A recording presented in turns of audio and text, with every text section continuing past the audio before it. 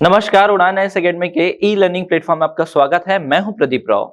जैसे कि आपको पता है, उड़ान एस अकेडमी द्वारा सीजीपीएससी प्रारंभिक परीक्षा प्रश्न पत्र विश्लेषण श्रृंखला प्रारंभ की गई है। उसके अंतर्गत आज हमारा विषय है इतिहास और उसमें हम देखेंगे भाग एक। भाग एक के अंतर्गत हमारा विषय वस्तु होगा प्राचीन भारत में प्रागैतिहासिक काल, सिंधु घाटी सभ्यता, वैदिक काल, महाजनपद काल, मगध साम्राज्य, मौर्य साम्राज्य और जो विदेशी आक्रमण हुए थे प्राचीन भारत में उससे प्रश्न जो प्रारंभिक परीक्षा में पूछे गए हैं, साथ ही आयोग द्वारा विभिन्न परीक्षाओं में आयोजित किए गए हैं, उन प्रश्नों पर हम चर्चा करेंगे। साथ ही साथ जो महत्वपूर्ण टॉपिक है जिससे प्रश्न आने की संभावना है, हम उस पर भी चर्चा करेंगे। तो देखिएगा, एक प्रश्न तो यहीं से ही बन सकता है इस क्रम से। साथ ही साथ ये जो विदेशी आक्रमण का क्रम है ये भी आपके लिए महत्वपूर्ण है, क्योंकि ये क्रम आपसे पूछा जा सकता है। जैसे ईरानी, यूनानी, यवन, शक, पहलव और कुषाण, ये क्रम भी आपको याद रखना है। तो देखिएगा, पहला टॉपिक है प्रागैतिहासिक काल। इस टॉपिक से अब तक एक प्रश्न पूछा जा चुका है वर्ष 2017 प्रारंभिक परीक्षा में, कि इस प्रकार प्रश्न है, नवपाषाण युग में भारतीय उपमहाद्वीप के उत्तर पश्चिम क्षेत्र में किस स्थल पर कृषि के अभ्युदय के प्रारंभिक प्रमाण मिले हैं? तो यहाँ पर देखिएगा आंसर है मेहरगढ़। अब बात करते हैं इससे महत्वपूर्ण प्रश्नों की जो पूछे जाने की संभावना है। तो यहाँ देखिएगा, पूरा पाषाण काल की अगर हम बात करें तो यहाँ से पल्लवरम को पूछा जा सकता है। क्यों? क्योंकि ये पहला क्षेत्र था प्रागैतिहासिक काल की खोज के दौरान जो रॉबर्ट ब्रूस फुट को मिला था यहाँ से प्रागैतिहासिक कालीन औजार, तो ये बहुत ही महत्वपूर्ण स्थल है। फिर है बोरी, जहां से सर्वाधिक प्राचीन मानव कंकाल मिले, लगभग 14 लाख वर्ष पुराना है। फिर हथनौरा है, जहां से प्रथम मानव साक्ष्य मिले हैं। फिर उसके बाद भीमबेटका, जहां से हमें क्या मिलते हैं? चित्रकारी मिलती है पूरे प्रागैतिहासिक काल के।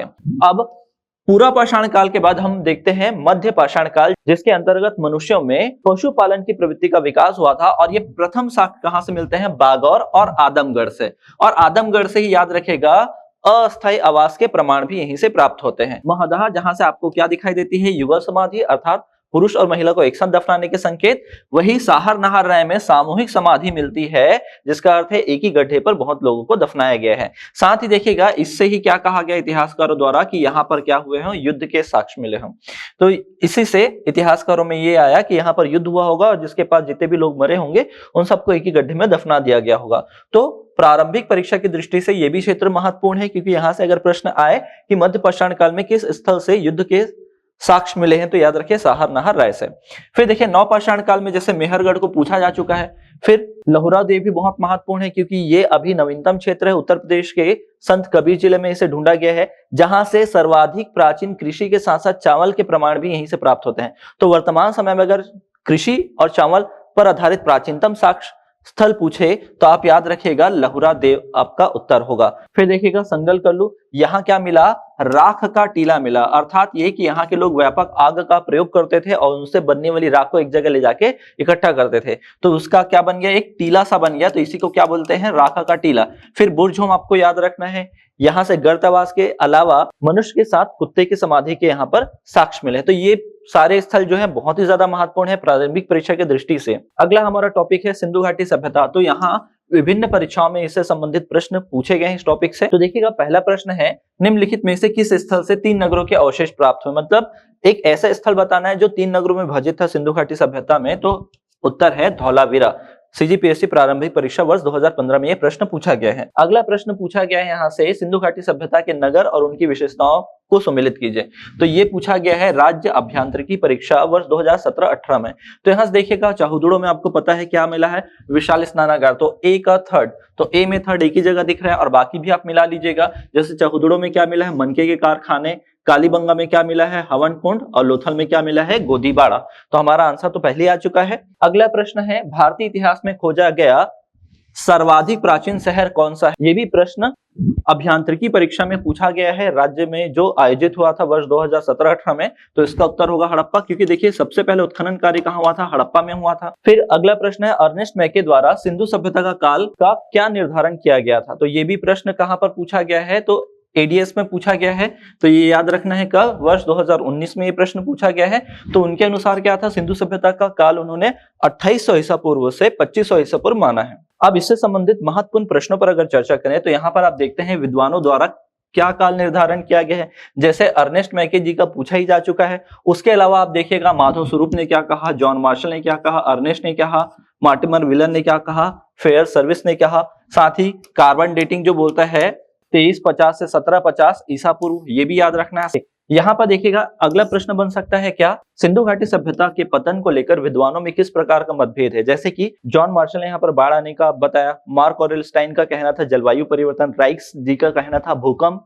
वही देखते हैं तो मार्टिमर व्हीलर जी का क्या कहना था कि यहाँ पर आर्यों का आक्रमण होगा।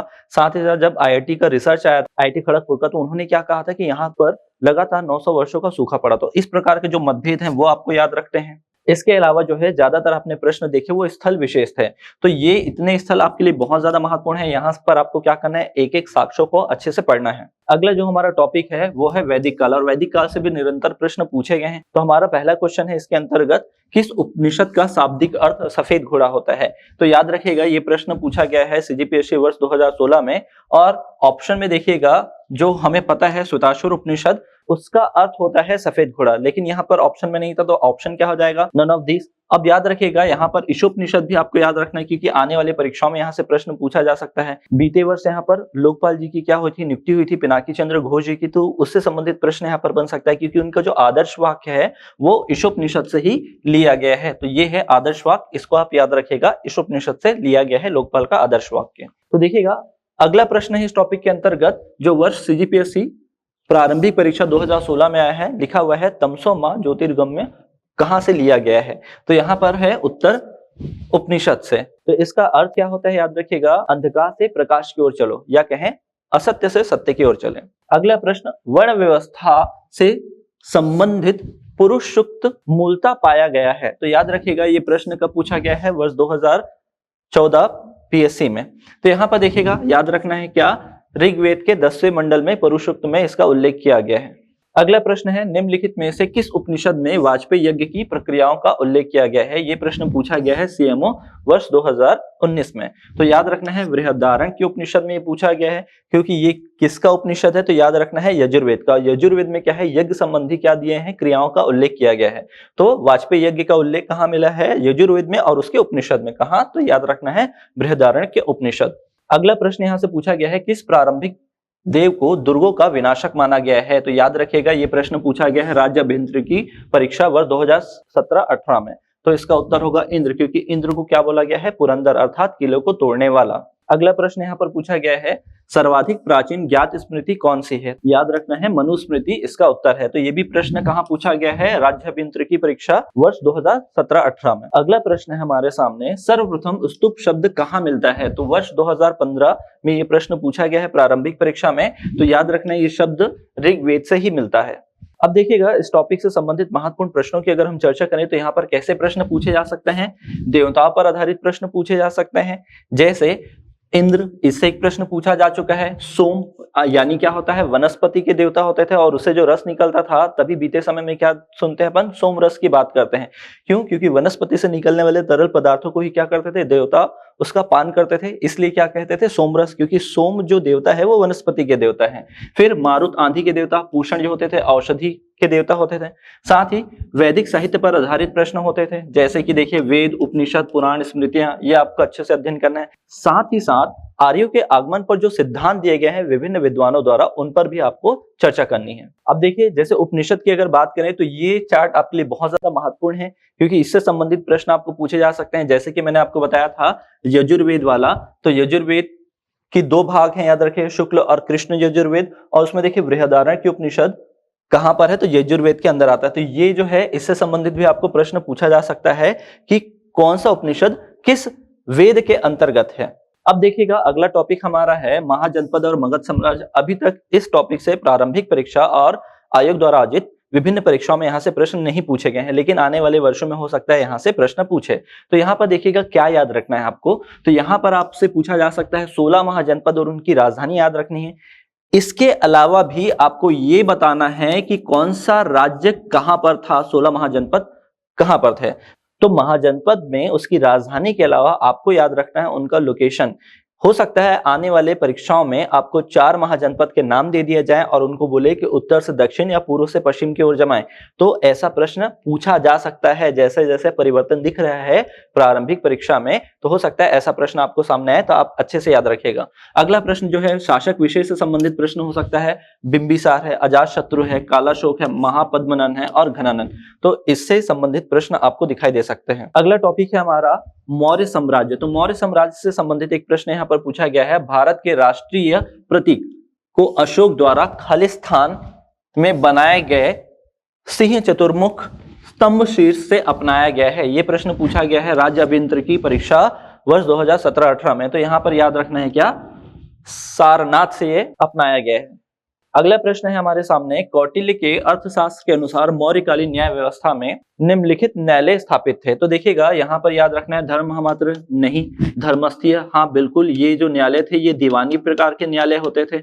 रज्जुक जो होता था वो भूमि मापने का कार्य करता था, तो ये न्यायालय व्यवस्था में नहीं है। साथ ही कंटक शोधन आपको याद रखना है, ये क्या होते थे, फौजदारी न्यायालय होते थे। तो ये दोनों याद रखिएगा, तो ये दोनों थे। अब देखिएगा ये जो प्रश्न है 2 बार पूछा गया, मतलब रिपीट हुआ है आयोग द्वारा आयोजित परीक्षाओं में। तो देखिए प्रथम बार पूछा गया है कब, सीजीपीएससी वर्ष 2014 में, फिर उसके बाद पूछा गया है माइनिंग इंस्पेक्टर के एग्जाम में वर्ष 2018 में। तो देखिए क्वेश्चन आपको यहाँ पर रिपीट होता दिखाई दे रहा है, तो यहाँ पर उत्तर होगा आपका 2 और 4। अगला प्रश्न यहाँ से है, निम्नलिखित मौर्य शासक बौद्ध धर्म के अनुयायी थे। ये प्रश्न पूछा गया है वर्ष 2013 प्रारंभिक परीक्षा में। तो देखिएगा चंद्रगुप्त, इन्होंने तो जैन धर्म को अपनाया था। तो देखिए 1 तो नहीं है, तो 1 जहां पर भी आप उसको कैंसिल कर दीजिएगा। फिर आपको पता है बिंबिसार ने क्या किया था, आजीवक संप्रदाय के अनुयायी थे। तो यहाँ पर आपको क्या याद रखना, 3 जहां पर है उसको भी आप कट कर दें, तो आपके सामने एक ही ऑप्शन बच गया, वो कौन सा, डी, जहां पर क्या है 2 और 4 है। तो यहाँ पर क्या हो, दशरथ भी इन्होंने क्या किया था, बौद्ध धर्म का अनुसरण किया था। किनके साथ मिलकर, सम्राट अशोक के साथ मिलकर। अब इस टॉपिक से संबंधित महत्वपूर्ण प्रश्नों की अगर हम बात करें तो यहाँ पर है अशोक से संबंधित प्रश्न आपको पूछे जा सकते हैं, जैसे उनकी उपाधियां जो उन्होंने धारण की थी, साथ ही उनके अभिलेख से संबंधित प्रश्न आपको पूछे जा सकते हैं, जिसमें उन्होंने शिलालेख, स्तंभ लेख और गुहालेख का निर्माण किया था। उसमें विभिन्न भाषाओं और लिपियों का प्रयोग किस प्रकार उन्होंने किया, वो भी प्रश्न है महत्वपूर्ण। अगला प्रश्न जो है मौर्य प्रशासन से संबंधित है, जैसे प्रशासनिक अधिकारी, जैसे आपने देखा भी रज्जुक नाम लिखा हुआ था, सीता अध्यक्ष होगा, पणा अध्यक्ष होगा, ये सारे के सारे जो अधिकारी बहुत महत्वपूर्ण हैं। साथ ही न्याय व्यवस्था आपने देखा प्रश्न 2 बार पूछा गया है। फिर याद रखना है गुप्तचर व्यवस्था से भी यहाँ पर प्रश्न पूछे जा सकते हैं, जैसे गुप्तचरों को यहाँ पर गुण पुरुष कहा जाता था। 2 प्रकार के विभाग होते थे, संस्था और संचार, उस पर भी आपको चर्चा करनी है। फिर देखिएगा अर्थशास्त्र और इंडिका में क्या करना है, अंतर देखना है, क्योंकि ये बहुत ही महत्वपूर्ण है। क्योंकि देखिएगा इंडिका मेगास्थनीज द्वारा लिखा गया और अर्थशास्त्र जो है चाणक्य द्वारा, और दोनों में बहुत सारे अंतर है। जैसे इंडिका में लिखा गया है कि यहाँ पर दास प्रथा नहीं थी, जबकि अर्थशास्त्र में लिखा गया दास प्रथा थी। यहाँ पर लिखा गया अकाल नहीं पड़ता था, लेकिन यहाँ पर क्या है, अकाल पड़ता था। तो बहुत सारे क्या है, अंतर है। तो उन अंतर को आप याद रखिए, क्योंकि प्रारंभिक परीक्षा के साथ साथ मुख्य परीक्षा में भी आपको काम आएगा। फिर देखिएगा पतन को लेकर विद्वानों में किस प्रकार का मतभेद है, कि मौर्य साम्राज्य किस प्रकार उसका अंत हुआ। तो यहाँ पर भी इतिहासकारों में मतभेद है इनके पतन को लेकर। तो ये भी बहुत अच्छा प्रश्न होगा प्रारंभिक के साथ साथ मुख्य परीक्षा हेतु भी। अगला टॉपिक है हमारा प्राचीन भारत में हुए विदेशी आक्रमण। अब देखिएगा यहाँ पर जो क्रम दिया है, ईरानी, यूनानी, यवन, शक, पल्लव, कुषाण, ये आपको बहुत अच्छे से ध्यान रखना है, क्योंकि इससे संबंधित प्रश्न पूछा जा सकता है।